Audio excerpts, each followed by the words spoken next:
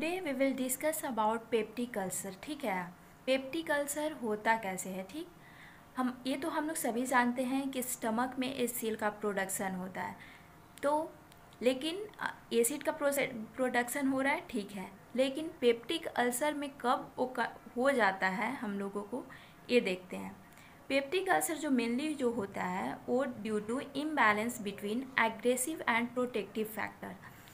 तो ये तभी होता है जब प्रोटेक्टिव और एग्रेसिव फैक्टर जो होते हैं वो इम्बैलेंस्ड हो जाते हैं, बैलेंस्ड वे में नहीं रह पाते।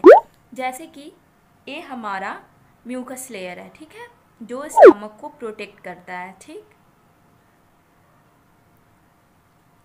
अब मान लें यहाँ म्यूकस मेम्ब्रेन का रप्चर हो गया, तो एसिड जो है वो डायरेक्ट स्टमक के इंटरनल वाल को टच करेगा, तो यहाँ अल्सर काउज हो जाएगा, मतलब ये इम्बैलेंस्ड हो गया, तो तभी अल्सर का काउज होता है। तो हम लोग देखते हैं कि एग्रेसिव फैक्टर में कौन कौन है जो कि अल्सर को काउज करवाता है। HCl है और एच पाइलोरी बैक्टीरिया है। वहीं प्रोटेक्टिव फैक्टर जो है वो म्यूकस है और HCO3 है।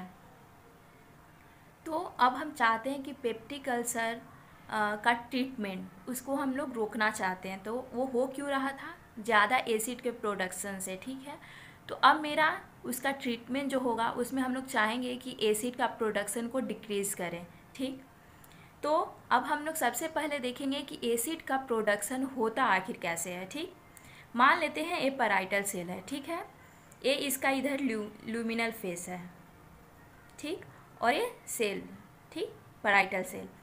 तो पैराइटल सेल में लुमिनल फेस साइड एक पंप होता है। ठीक, इसको हम लोग हाइड्रोजन पोटेशियम पंप भी बोलते हैं या फिर प्रोटॉन पंप बोलते हैं। इसको हम लोग प्रोटॉन पंप बोलते हैं या फिर simply H+ and potassium pump भी बोलते हैं। इसको H+ एंड पोटेशियम पंप क्यों बोलते हैं, क्योंकि जो हाइड्रोजन जो रिलीज़ होता है वो लुमिनल साइड में रिलीज़ होता है। अब ये चीज़ H+ बाहर गया तो K+ अंदर आया। ठीक, तो इसीलिए इसका नाम पड़ा H+ एंड K+ पंप। ठीक, अब इस पंप के अलावा भी कुछ और चीज़ होते हैं जो कि एसिड के सेक्रेशन को बढ़ा देते हैं और या फिर जो हेल्प करते हैं।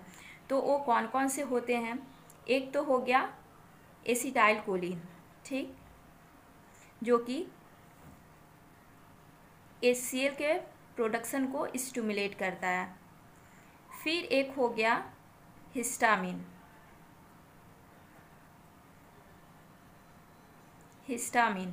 जो स्टिमुलेट करता है HCl के प्रोडक्शन में। ठीक, फिर एक आ गया गैस्ट्रिन, ये भी हेल्प करता है H+ के प्रोडक्शन में। ठीक, अब हम लोग देखते हैं कि ACH का कौन सा रिसेप्टर जो होता है वो हेल्प करता है HCl के प्रोडक्शन में। ठीक, तो मेनली जो यहाँ पे जो होता है वो M3 रिसेप्टर होता है। तो ये क्या ये M3 रिसेप्टर से करता है, क्या हम M3 रिसेप्टर को ब्लॉक कर देंगे तो HCl का प्रोडक्शन बंद हो जाएगा? तो हाँ, हो सकता है, लेकिन M3 रिसेप्टर जो है वो और भी बहुत जगह पाए जाते हैं, जैसे कि स्मूथ मसल में। अब हम M3 रिसेप्टर को ब्लॉक कर दिए तो जो फूड पॉइंट से जा रहा था उसी का कॉन्स्ट्रिक्शन हो गया। तो जो फूड को जाना चाहिए था मान लेते हैं 1 मिनट में, वो जाएगा 5 मिनट में, तो ये और डिफ़िकल्टी ही होगा। तो इसलिए हम लोग M3 के वो ब्लॉक नहीं करते हैं। यहाँ पे जो होता है, यहाँ पे M1 रिसेप्टर जो होता है जो कि गैस्ट्रिक गैंग्लिया के पास होता है, यहाँ पे M1 रिसेप्टर होता है। तो ये ACH के बगल में होता है और ये स्टिमुलेट करता है। तो क्या इसको ब्लॉक करने से हो जाएगा? तो हाँ, ACH के M1 रिसेप्टर को ब्लॉक करने से HCl के प्रोडक्शन में हम लोग उसको रोक सकते हैं। अब हम लोग बात करते हैं हिस्टामिन में। तो हिस्टामिन का कौन सा रिसेप्टर होता है जो कि स्टिमुलेट करता है? तो हिस्टामिन का जो रिसेप्टर जो होता है वो H2 रिसेप्टर होता है, ठीक। तो हम लोग H2 रिसेप्टर को ब्लॉक कर देंगे तो HCl का प्रोडक्शन बंद हो जाएगा, ठीक। अब हम लोग गैस्ट्रिन में आते हैं। तो गैस्ट्रिन का कौन सा रिसेप्टर होता है? तो इसका CCK होता है। तो इसको ब्लॉक करने के लिए अभी तक कोई दवा नहीं आई है, ठीक। अब हम लोग देखेंगे कि हिस्टामिन का एक और ख़ास बात क्या है इसका, ठीक। तो हिस्टामिन जो होता है वो ACH जो होता है वो भी हिस्टामिन के द्वारा अपना आधा काम करवा लेता है। गैस्ट्रिन भी जो होता है वो हिस्टामिन से अपना आधा काम करवा लेता है। मतलब अगर हम लोग हिस्टामिन को ब्लॉक करते हैं तो ज़्यादा इफ़ेक्टिवली होता है, ठीक। तो यहाँ पे हम लोग पढ़े नंबर 1, ठीक, ACH को ब्लॉक करना मीन्स M1 रिसेप्टर को ब्लॉक कर देना। फिर दूसरा पढ़े हम लोग H2 रिसेप्टर को ब्लॉक कर देना। एक और चीज़ जो होती है जो कि एसिड के सेक्रेशन को रोकती है वो है प्रोस्टाग्लैंडिन E2। वो है प्रोस्टाग्लैंडिन E2। ये डायरेक्ट इस एसिड को प्रोडक्शन को पंप के पास इनहिबिट कर देती है, ठीक है। अब एक और आती है 4th नंबर, ये जो कि है सबसे इफ़ेक्टिवली होता है। सबसे ज़्यादा कहाँ से एसिड का सिक्रेशन हो रहा है? पंप से, ठीक। तो क्यों ना हम पंप को ही ब्लॉक कर दें। तो इसको हम लोग बोलते हैं प्रोटोन पंप इनहिबिटर। ये पंप को ही ब्लॉक कर दिया। प्रोटोन पंप इनहिबिटर जो होता है वो किसी भी कारण से एसिड का प्रोडक्शन हो, किसी भी कारण से पेप्टिक अल्सर हो, ये ड्रग ऑफ चॉइस होता है। अब हम लोग एक एक करके सारे के बारे में डिटेल देखेंगे, ठीक है। तो सबसे पहले हम ड्रग ऑफ चॉइस से ही स्टार्ट करते हैं, that one is proton pump inhibitor. Proton pump inhibitor की क्या खास बात है? ये सबसे ज़्यादा स्ट्रॉन्गेस्ट एसिड इनहिबिटर है। ये ड्रग ऑफ चॉइस है पेप्टिक अल्सर का, गर्ड का और जोलिंजर एलिसन सिंड्रोम का, जिसमें कि एसिड का सेक्रेशन ज़्यादा हो जाता है, ठीक। ये जो होता है exert systemic effect, not work locally, मतलब ये लोकली वर्क नहीं करता, ये सिस्टेमिकली वर्क करता है। इसको हम लोग इस तरह से समझते हैं, जैसे कि मान लेते हैं प्रोटोन पंप इनहिबिटर का ड्रग ओमेप्राजोल, ठीक, उसको हम लोग ओरली लिए, ठीक।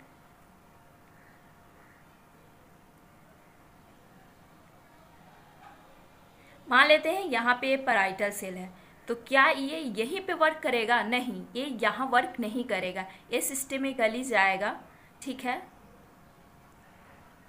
स्मॉल इंटेस्टाइन्स के पास जाएगा, ठीक। और यहाँ से ये ब्लड वेसल्स में सर्कुलेशन में एब्जॉर्ब होगा। अब यहाँ के बाद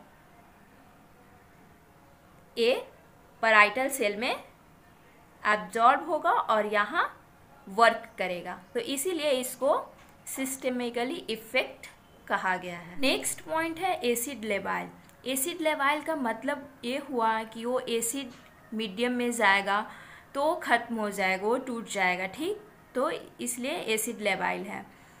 इसलिए हम लोग जैसे ओमेप्राजोल को भी प्रोटोन पंप इनहिबिटर को ओरली दिए तो स्टमक में जाएगा, तो स्टमक में क्या है? HCl है, जो कि एसिडिक इन नेचर है। तो यहाँ तो ड्रग आया और लेवाइल हो गया, ख़त्म हो गया, तब तो इफ़ेक्ट हम लोग को देखने को मिला नहीं, क्योंकि ओमेप्राजोल जो है उसका इफ़ेक्ट जो होता है वो लोकली नहीं होता है, सिस्टेमिकली होता है। अभी हम लोगों ने जस्ट इसके ऊपर डिस्कस किया है। तो इसलिए हम लोग उसको एक स्पेशल कोटिंग में देते हैं जिसका कि नेम है एंटेरिक कोटिंग, ठीक। एसिड लेवाइल है, ओमेप्राजोल जो है एसिड लेवाइल है। इस कोटिंग को हटने के लिए वो तभी कोटिंग हटेगा जब उसको मीडियम मिलेगा, बेसिक या फिर एल्कलाइन मीडियम। तो यहाँ पे जैसे वो स्टमक के बाद स्मॉल इंटेस्टाइन में गया तो वहाँ मीडियम उसको बेसिक मिल गया, तो वहाँ पे कोटिंग उसकी हट जाएगी और यहाँ पे फिर सर्कुलेशन में एब्जॉर्ब होकर और वो फिर इफ़ेक्टिवली पैराइटल सेल पे वर्क कर पाएगी। ठीक, अब इसको प्रोड्रग भी बोलते हैं क्योंकि ये पहले काम किया नहीं, इसको मीडियम चाहिए, बेसिक मीडियम या फिर अल्कलाइन मीडियम, तभी ये एक्टिव हो पाया, एक्टिव फॉर्म में आ पाया, तो इसलिए इसका नेम प्रोड्रग, इसको प्रोड्रग भी बोलते हैं। ठीक, अब जैसे कि इसको एग्जाम्पल के तौर पे इसको हम लोग हीट एंड रन ड्रग भी बोलते हैं। हीट एंड रन ड्रग हम लोग क्यों बोलते हैं? क्योंकि जैसे हम लोग देखते हैं ये प्रोटोन पंप है, ठीक है, तो ये हीट एंड रन मतलब हीट कर दिया और रन मतलब कोई भी जो प्रोटोन पंप को, एक प्रोटोन पंप इनहिबिटर ड्रग जो है वो प्रोटोन पंप को 24 घंटे के लिए उसको बंद कर देता है, मतलब उसको जड़ से ख़त्म कर देता है और 24 घंटे बाद ही नया प्रोटोन पंप बन पाता है, इसीलिए इसका नेम हम लोग हीट एंड रन बोले हैं। ये जो होता है अपना हाफ लाइफ के बियॉन्ड काम करता है। मान लेते हैं किसी का हाफ टाइम जो है वो आधा घंटा है, ठीक है, तो ये आधे घंटे है, ठीक है, लेकिन ये वर्क कितना देर के लिए किया? 24 घंटे के लिए, मतलब 24 घंटे तक एक को तो ब्लॉक कर दिया, हमेशा के लिए ख़त्म कर दिया। 24 घंटे बाद ही कोई प्रोटोन पंप नया बन पाएगा, तभी एसिड सीक्रेट हो पाएगा, तो ये इसीलिए हम लोग इसको हीट एंड रन ड्रग भी बोलते हैं। अब मेनली प्रोटोन पंप इनहिबिटर जो है वो ड्रग ऑफ चॉइस है, हम लोग जानते हैं, और उसके साइड इफ़ेक्ट जो है वो बिल्कुल ना के बराबर हैं, ठीक है। उनके प्रोलॉन्ग यूज़ करने पे कुछ कुछ साइड इफ़ेक्ट देखने को मिलते हैं, ठीक है, माइनर साइड इफ़ेक्ट। तो क्या क्या साइड इफ़ेक्ट हैं? उसके साइड इफ़ेक्ट हैं कार्सिनॉइड सिंड्रोम, जो कि ह्यूमन में नहीं देखा गया है, सिर्फ रैट पे देखा गया है, ठीक है।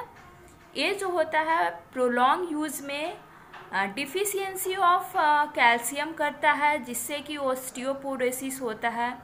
तो इसीलिए हम लोग जिसको प्रोलॉन्ग टर्म यूज़ करना होता है प्रोटोन पंप इनहिबिटर को, तो उसके सप्लीमेंट्री हम लोग कैल्शियम का टैबलेट देते हैं, ठीक। ये जो होता है प्रोलॉन्ग यूज़ पे ही विटामिन B12 की डिफिशियंसी भी करती है, जिससे कि मेगालोब्लास्टिक एनीमिया होता है। और ये देखा गया है कि जो प्रोलॉन्ग इसका यूज़ कर रहा है उसमें थोड़ी सी इन्फेक्शन की चांसेस बढ़ जाती है। अब हम लोग सेकेंड ड्रग की तरफ मूव करते हैं, दैट वन इज़ एंटाएसिड। अब एंटाएसिड को समझने से पहले हम लोग एक केस समझते हैं, ठीक है। कोई पेशेंट 12 बजे रात या फिर रात में आया बहुत ही स्टमक पेन को लेकर, कि उसके स्टमक में बहुत ज़्यादा पेन हो रही है, बर्निंग पेन हो रहा है। तो इससे हम लोग क्या समझते हैं कि क्या हो रहा होगा पेशेंट को? उसे पेप्टिक अल्सर था, उसका ये हिस्ट्री भी है, ठीक है। और उससे तो अभी क्या हो रहा होगा उसके स्टमक में, जैसे कि ये अल्सर है, ठीक है। अब यहाँ से HCl टच कर रहा है तो इसको पेन होगा, ठीक। अभी तक हम लोग ने जितना भी वो प्रोटोन पंप इनहिबिटर पढ़ा वो भी था जो कि एसिड को कम कर रहा था। अब यहाँ क्या है, एसिड तो ऑलरेडी यहाँ प्रेजेंट है और पेन इसको ज़्यादा हो रही है, तो क्या इस केस में हम लोग प्रोटोन पंप इनहिबिटर देंगे? तो ऑब्वियसली दे सकते हैं क्योंकि वो ड्रग ऑफ चॉइस है, लेकिन वो ज़्यादा इस वक्त इफ़ेक्टिवली नहीं होगा, ठीक। यहाँ पे हम लोग को मेनली जो एसिड प्रेजेंट है, तो अब एसिड को बनना तो प्रोटोन पंप इनहिबिटर रोक सकता है और फर्दर नहीं इंक्रीज होने देगा, ठीक है। लेकिन जो एसिड प्रेजेंट है हम लोग को उससे हटाना है, ठीक है। तो इसके लिए हम लोग क्या करेंगे? हम लोग चाहेंगे कि कोई ऐसी दवा हो जो इस एसिड को न्यूट्रलाइज कर दे ताकि पेन फील ना हो, ठीक। तो उस केस में हम लोग एंटाएसिड देंगे, ठीक। एंटाएसिड जो होता है वो fastest pain reliever of peptic ulcer disease, बहुत ही जल्दी काम करता है पेप्टिक अल्सर डिजीज़ में, ठीक है। इसमें कौन कौन सा ड्रग्स आते हैं? एक आते हैं एल्युमिनियम हाइड्रोक्साइड और एक मैग्नीशियम हाइड्रोक्साइड। एल्युमिनियम हाइड्रोक्साइड का एक साइड इफ़ेक्ट है जो कि है कॉन्स्टिपेशन, ये कॉन्स्टिपेशन काउज करता है। मैग्नीशियम हाइड्रोक्साइड का है कि ये डायरिया काउज करता है, ठीक है। तो अब एक कॉन्स्टिपेशन कर रहा है, एक डायरिया कर रहा है, तो हम लोग जो है क्या है, हम लोग बहुत चालाक हैं। दोनों मार्केट में जो है वो मिक्सिंग आता है, दोनों का मिक्सअप आता है, ना कॉन्स्टिपेशन ही हो पाता है और ना ही डायरिया हो पाता है। एक और एल्युमिनियम हाइड्रोक्साइड की खास बात कि ये लॉन्ग एक्टिंग है बट स्लो है, ठीक। इसका क्या है मैग्नीशियम हाइड्रोक्साइड का कि ये फास्ट है और शॉर्ट है। तो हम लोग क्या किए, दोनों को मिला दिए, जिससे कि हम लोग को लॉन्ग इफेक्ट भी देखने को मिल गया और फास्ट इफेक्ट भी देखने को मिल गया। मार्केट में दोनों का कॉम्बिनेशन आता है, ठीक। अब हम लोग बात करते हैं third drug, that one is ulcer protective drug, जो कि अल्सर को प्रोटेक्ट करे, ठीक है। मान लेते हैं कि यहाँ पे अल्सर है, ठीक है। ये रेड वाला जो पोर्शन जो दिख रही है ये हम लोगों ने अल्सर मान लिया, ठीक। ये अल्सर है, ठीक है। तो हम लोग चाहेंगे कि इसको प्रोटेक्ट करना, इसका नेम ही है अल्सर प्रोटेक्टिव। तो हम लोग चाहेंगे इसको प्रोटेक्ट करना, ठीक।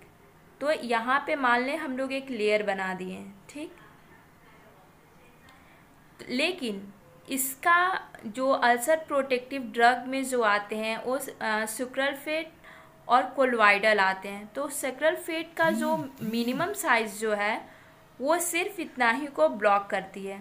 तो अब इतना से तो इतने स्मॉल एरिया से तो होगा नहीं, इसके लिए क्या होगा, पॉलीमराइजेशन चाहिए हम लोग को, ठीक, ताकि ये पॉलीमराइज करके चेन बना सके और ये इस एरिया को कवर अप कर सके अल्सर को, ठीक। तो पॉलीमराइजेशन के लिए हम लोग को लेस देन 4 pH रिक्वायर चाहिए, मतलब एसिडिक मीडियम चाहिए, ठीक। तो इसीलिए हम लोग को बोला जाता है और मना किया जाता है कि जब भी हम लोग अल्सर प्रोटेक्टिव ड्रग दें तो इसको कंबाइंड एंटासिड से नहीं करें। एंटासिड से क्यों नहीं कंबाइन करें, क्योंकि वो इसका पीएच ज़्यादा होता था और वो एसिड मीडियम को न्यूट्रलाइज कर देगा। तो पीएच जो होगा वो 4 से ज़्यादा हो जाएगा और ये पॉलीमराइजेशन नहीं हो पाएगी, जिससे कि अल्सर प्रोटेक्ट नहीं हो पाएगा, ठीक। अब हम लोग देखते हैं तो इसलिए should not combined with antacid.